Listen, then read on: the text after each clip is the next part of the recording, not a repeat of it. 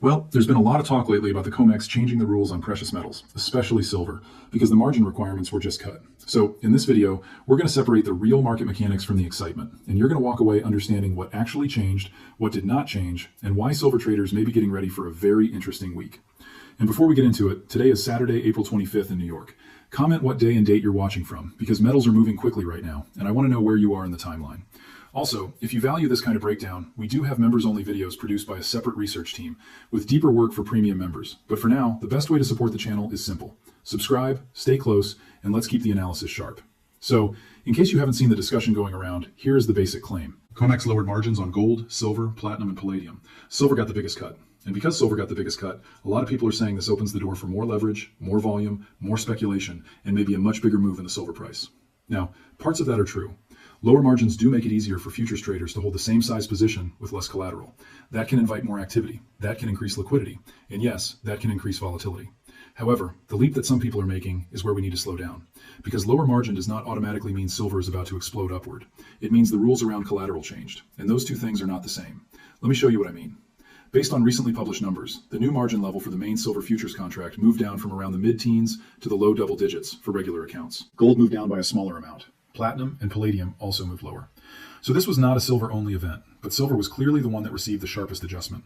And on the surface, that sounds like the exchange is saying, okay traders, come back in. The gate is a little easier to walk through now. You don't need to post quite as much money to control the same exposure. So if you were a hedge fund, a commodity trading desk, a bank, or even a very active retail futures trader, that matters. But here's the part that gets missed. Margin is not the price of the metal.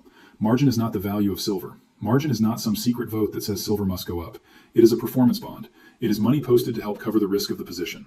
So when margin goes down, the required deposit goes down. The exposure does not disappear. The risk does not disappear. The market can still move against you just as quickly as before. Think of it like this. Suppose you want to rent a very expensive car. The rental company asks for a deposit. If the deposit gets smaller, that does not mean the car is suddenly safer to drive. It does not mean the road is smoother. It just means the company is asking you to put down less money before you take the keys. And if you drive that car into a wall, the damage is still the damage. That is futures leverage. So yes, this is a big deal, but it is also routine. And I know that sounds like a contradiction, so let's separate those two pieces. It is routine because exchanges adjust margins all the time. They raise margins when volatility gets too hot. They cut margins when their risk model says the collateral requirement can come down while still covering the risk they are trying to cover. That is not unusual.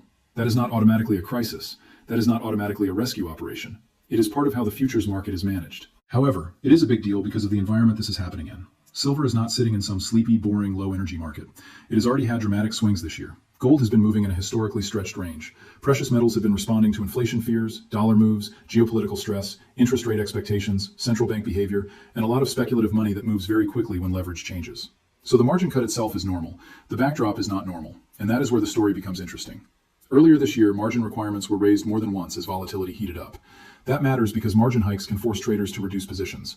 When collateral requirements jump, some traders suddenly need more cash. If they do not want to post it or cannot post it, they sell. And when enough leveraged traders sell at the same time, a normal pullback can turn into a hard flush. Now we are seeing the opposite side of that cycle. After the market cooled from the most extreme part of the move, the collateral requirement was lowered. So now the question becomes, does this bring traders back into the market, or does it simply reflect the fact that the market has already cooled down? That question is important, because if this is only a response to lower realized volatility, then the margin cut is more like a thermometer reading than a fire alarm. It tells us something about the condition of the market, but it does not by itself create a guaranteed price direction. And this is where I think a lot of people make the wrong turn. They hear lower margin, and they immediately translate that into bullish silver. But lower margin can help both sides. A trader can use less collateral to go long silver. A trader can also use less collateral to short silver. A spread trader can use it to build a position between contract months. A producer can use futures to hedge future output. A bank can manage exposure. It is not just one crowd all pushing one button. So if somebody says, this guarantees a rally, my answer is no. It may support more activity, it may support more volatility, it may support a larger move, but the direction still depends on actual buying, actual selling, positioning, and the flow of money after the change takes effect. Now, here's the part that could be bullish. Silver had the largest cut among the major precious metals. That means the leverage change is most noticeable in silver.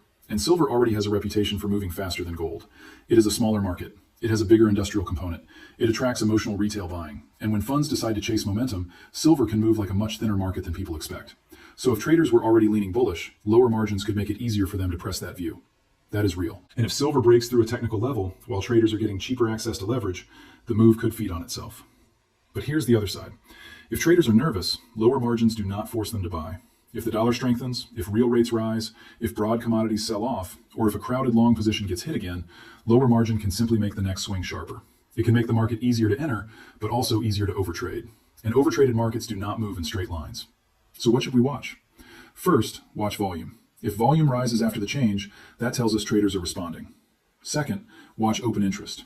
Volume is activity, but open interest tells us whether new positions are being built or old positions are being closed. Third, watch whether silver is outperforming gold. If silver starts moving faster than gold after the margin cut, then the market may be treating the silver-specific change as meaningful. And fourth, watch the global handoff. The COMEX rule change does not directly change margin rules in Shanghai or any other overseas market. That is very important. A rule on one exchange is not magically a rule everywhere. But markets do not live in sealed boxes. Traders in Asia watch U.S. futures. U.S. traders watch Asian premiums. London watches both. And by the time New York opens, the whole world has already been giving clues. So the Sunday night open and the Monday session matter. Not because the margin cut guarantees a move, but because that is when we see whether traders actually care. You can talk about a rule change all weekend. The real vote comes when money starts moving. Now let's talk about the silver price itself, because this is where the story gets emotional. Silver has already had an extraordinary run compared with where it was not that long ago, even after pulling back from its highs. According to recent market updates, silver is still far above its levels from last year, even though it is back down hard from the peak it made earlier in the year. Gold has also pulled back from its record area, but silver's pullback has been much deeper, which is normal for silver. Silver often gives you more upside excitement and more downside punishment. That is not a flaw. That is the nature of the metal. Gold trades more like monetary insurance. Silver trades like a hybrid. It is part monetary metal, part industrial input, part speculative vehicle, part retail obsession. And when all of those groups are active at the same time, silver gets complicated fast. This is why I do not like simple one-sentence conclusions. Lower margins equal bullish. Higher margins equal bearish. Physical demand equals moonshot. Paper selling equals manipulation. There may be pieces of truth in some of those ideas, but markets are not that clean. A futures margin cut can matter because it changes the amount of cash needed at the starting line. But the race still depends on who shows up, how much they buy, how much they sell, and how quickly they are forced to change their mind. And that last part matters more than most people think. Because in a leveraged market, conviction can disappear very quickly. A trader may believe silver is going higher, but if the position is leveraged and silver drops hard enough, that trader may be forced out before the thesis has time to work. That is why margin cuts are not just about opportunity, they are also about temptation. A smaller required deposit can make a trader feel safer when they are actually taking more risk. And that is the danger. Lower margin can create the illusion of breathing room, but if the trader uses that breathing room to build a bigger position, the risk may be higher, not lower. So when you hear people say lower margins mean less risk, be careful. That is not quite right. Lower margins mean less required collateral. The market risk is still there. The leverage risk may even increase if traders size up. Now, does this matter to physical silver buyers? Yes and no. If you buy physical silver, you are not posting daily margin. You are not getting a margin call from the exchange. You are not being forced to liquidate because a futures contract moved against you overnight. You pay for the metal, you deal with the premium, you deal with storage, and you deal with the spread when you sell. That is a totally different structure. But the futures market still matters because it influences the quoted price that physical dealers use. Physical premiums can separate from futures prices, especially during periods of stress, but the futures market is still the main price reference for a lot of the world. So even if you never touch a futures contract, futures leverage can affect the screen price that shapes the physical market around you. That said, I do not want to turn a margin update into a commercial for stacking. Physical silver has strengths, it has weaknesses. It removes some counterparty risk. It also creates storage, liquidity, premium, and resale issues. It can preserve purchasing power over long periods, but it does not guarantee profit over every holding period, and pretending otherwise does not help anybody. The better way to think about physical silver is this. It is not the same tool as a futures contract. A futures contract is a trading instrument. Physical metal is an ownership instrument. One is built for leverage and speed. The other is built for control and staying power. Mixing those two up leads to bad decisions. So if you are a stacker, the margin cut is not a reason to panic buy. If you are a trader, the margin cut is not a reason to ignore risk. And if you are just watching the market, it is a reason to pay attention. Now, there is another piece here that I think is very important, and it has to do with why silver gets so much attention whenever margins change. Silver has a history of becoming emotionally crowded. We have seen this in previous cycles. When silver starts moving, people do not just look at a chart. They build a story around it. They talk about shortage. They talk about the monetary system. They talk about industrial demand. They talk about banks. They talk about paper versus physical. And very quickly, silver stops being just a market and becomes a movement. That can be powerful. But it can also create blind spots. For example, the industrial demand story is real. Silver is used in solar panels, electronics, electrification, medical applications, and a growing list of technologies that need high conductivity. Recently discussed industry trends continue to point toward heavy use in energy and data infrastructure. That supports the long-term argument that silver has utility beyond being a shiny asset. But industrial demand does not mean the price rises every week. If the global economy slows, industrial metals can feel pressure. If solar installation growth slows, demand expectations can shift. If substitution becomes economical in certain applications, manufacturers adapt. So the demand story is important, but it is not a magic floor under the price. On the supply side, silver is also unusual because a large share of production comes as a byproduct from mining other metals. That means supply does not always respond quickly to a higher silver price. A pure silver mine can react to silver economics, but when silver is produced alongside copper, lead, zinc, or gold, the decision to produce may depend more on those other metals. This creates a slower supply response, which can support long-term tightness. That is one reason silver can get explosive when investment demand and industrial demand show up together. But again, explosive does not mean straight up. It means unstable. And that brings us right back to the margin cut. If silver is already a market with strong stories, emotional participation, industrial demand, and tight supply narratives, then lowering futures margins is like opening another lane on a highway that is already moving fast. More cars can enter, traffic can move faster, but accidents can also happen faster. That is the balanced view. Now, some people will say, no, this proves the exchange wants more speculators in silver. I understand why that sounds attractive. Lower the margin, more people trade. More people trade, more volume. More volume, more fees. There is a logic there, but we have to be careful not to turn logic into proof. The official explanation is risk management based on market volatility and collateral coverage. That is the clean version. Anything beyond that is interpretation. Could the exchange also want active markets? Of course. Exchanges benefit from trading activity. But margin levels are not just marketing tools. They are tied to clearing risk. If margin is too low during a violent market, the clearing system takes on more danger. If margin is too high, liquidity can dry up and force liquidation. The exchange is constantly balancing those two risks. Too much leverage can break traders. Too little liquidity can break markets. The margin level sits right between those two problems. And that is why this move deserves attention without turning it into a conspiracy. Now, let's look at what changed in plain English. For silver futures, the required collateral came down meaningfully. Not to nothing, not to some tiny amount, but enough that a large trader would notice. For gold, the reduction was smaller. For platinum and palladium, the changes were also meaningful, but not the main focus because silver has the stronger speculative profile right now. If you are controlling a large futures position, even a few percentage points of margin can represent a very large amount of money. So a move from the mid-teens into the low double digits is not just a cosmetic change. It can free up capital. It can improve return on capital. It can make certain trades more attractive. And it can allow traders to build positions that were less appealing under the higher requirement. But again, that freed up capital can go anywhere. It can go into long silver. It can go into short silver. It can go into gold. It can go into spreads. It can sit in cash. So the margin cut creates capacity. The market still decides how that capacity is used. This is the difference between a catalyst and a guarantee. A catalyst increases the chance that something happens. A guarantee means it must happen. This is not a guarantee. It is a catalyst. Now, what would make this truly bullish? Rising open interest with rising price would suggest new money is coming in on the long side. Silver outperforming gold would suggest the market is rewarding silver's specific setup. Physical premiums firming while futures volume rises would suggest the move is not only paper-driven. Strong follow-through after the first session would matter too, because one session can be noise, but follow-through tells us whether institutions are staying with the trade. What would make it bearish, or at least suspicious? A quick price spike followed by a hard reversal. That would suggest traders used the news to chase, then got trapped. Falling open interest while price rises could mean short covering rather than fresh conviction. A big move in futures with no confirmation from physical markets could mean the move is mostly leverage. And if gold stays weak while silver tries to run alone, that can work for a while, but it becomes harder to sustain. So, no, I'm not dismissing this. I'm just refusing to oversimplify it. And honestly, that is what investors need more of right now. Not hype, not fear, not magical thinking, just the mechanics. Because the mechanics are already interesting enough. The exchange cut margins after a period where metals had been extremely active. Silver had pulled back sharply from its high. Gold had backed away from record levels. Oil and inflation concerns were still moving across the macro picture. The dollar was still a major variable. Interest rate expectations were still changing. And traders were trying to figure out whether the metals bull market was taking a breath or rolling over. That is the moment this margin cut arrives. So imagine you are a fund manager. A few weeks ago, margin requirements were higher, volatility was ugly, and you had to be careful with position sizing. Now the market is cooled, margin has been reduced, and silver is still sitting in a larger uptrend compared with last year. Do you come back in? Do you wait? Do you sell into the excitement? That is the decision the market is about to reveal. This is why I care less about the announcement and more about the reaction. The announcement tells us what changed. The reaction tells us what it means. And we may get a reaction in stages. The first stage is the futures open. That is where short-term traders respond. The second stage is the Monday US session. That is where liquidity deepens and more desks are active. The third stage is the next few days, when we see whether open interest expands or contracts. And the fourth stage is the next positioning data, where we get a better look at who may have changed their exposure. The first headline is never the whole story. It is the first page. Now let's talk about retail traders, because this is where people can get hurt. Lower futures margin sounds exciting. It sounds like access. It sounds like opportunity.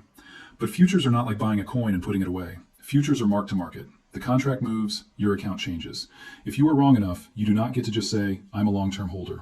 You need capital, you need discipline, you need risk controls. And if you do not have those, the market will educate you very quickly. This is especially true in silver. Silver can move enough in a single session to punish sloppy sizing. And the more leverage you use, the less room you have to be early. You may be right about the big picture and still lose money because your timing, size, or stop was wrong. So if lower margins bring in more retail speculation, that can increase volume, but it can also increase forced exits. Retail traders often buy the exciting headline. Professionals often sell the emotional reaction. That is not always true, but it happens enough that you should respect it. This is why I keep saying, watch the second move. The first move after a headline is often emotion. The second move is information. If silver opens strong, then holds strong, then builds on that strength with rising participation, that is one thing. If silver opens strong, sucks in late buyers, then fades hard, that is a very different thing. Same headline, different message. Now, what about the idea of another silver bubble? It is possible. I do not use that word lightly, but it is possible. Silver has the ingredients that can create speculative surges. It has a passionate retail base. It has a small enough market to move quickly. It has real industrial demand. It has monetary history. It has mistrust around paper markets. And now it has a lower collateral requirement for futures participation. But a bubble does not form just because margin is lowered. A bubble forms when price action, story, leverage, and crowd behavior reinforce each other. The story pulls in buyers. The buyers push up the price. The price proves the story. Then more buyers come in. That loop can run for a while. Then one day it stops, and because leverage was involved, the unwind can be brutal. So the question is not, will silver bubble tomorrow? The question is, are the conditions becoming more favorable for a speculative feedback loop? I would say yes, they are more favorable than they were before the margin cut.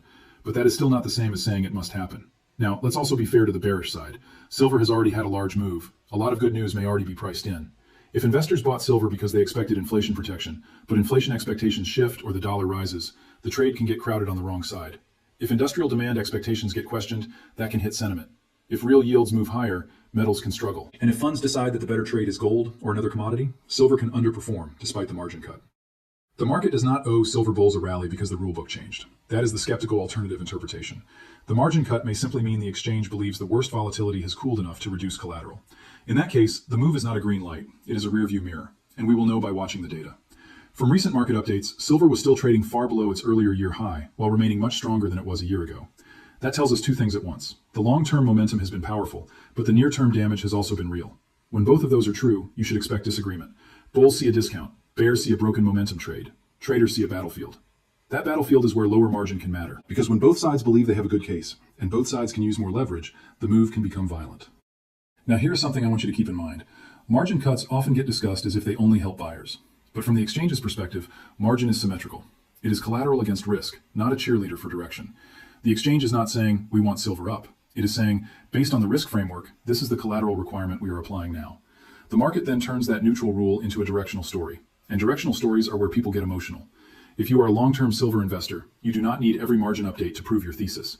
The thesis should be bigger than one rule change. It should include monetary conditions, supply constraints, industrial use, currency risk, and your own portfolio needs. If all of that still makes sense, fine. If it only makes sense because margin got cut, then it was probably not a strong thesis to begin with. If you are a trader, your thesis should be smaller and cleaner. Where's the entry? Where's the invalidation? What happens if the move goes against you? What is the position size? What is the time frame? If you cannot answer those, a lower margin requirement does not help you. It just makes it easier to make a larger mistake. And if you are neither, if you are just trying to understand what happened, the answer is simple. The exchange lowered the amount of collateral required for certain precious metals futures. Silver received the most noticeable reduction. That can increase leverage and participation. It may increase volatility. It does not guarantee direction. And it should be watched through volume, open interest, relative performance, and follow-through. That is the clean version. Now let's go one layer deeper because there is a subtle point here. When margin requirements rise, the market often notices immediately because pain is immediate. Traders must post more money or reduce positions. That can create forced selling. But when margin requirements fall, the effect can be slower.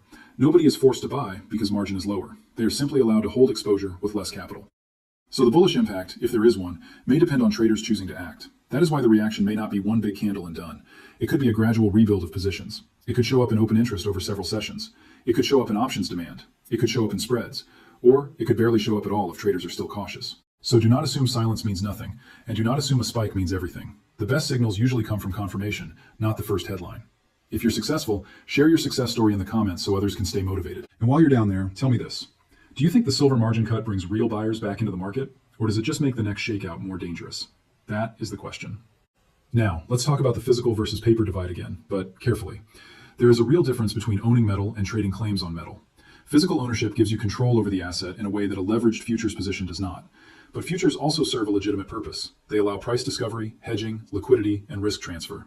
Producers, refiners, fabricators, traders, and institutions use them because physical supply chains need financial tools. So I do not think it is useful to say one side is real and the other side is fake. That is too simplistic.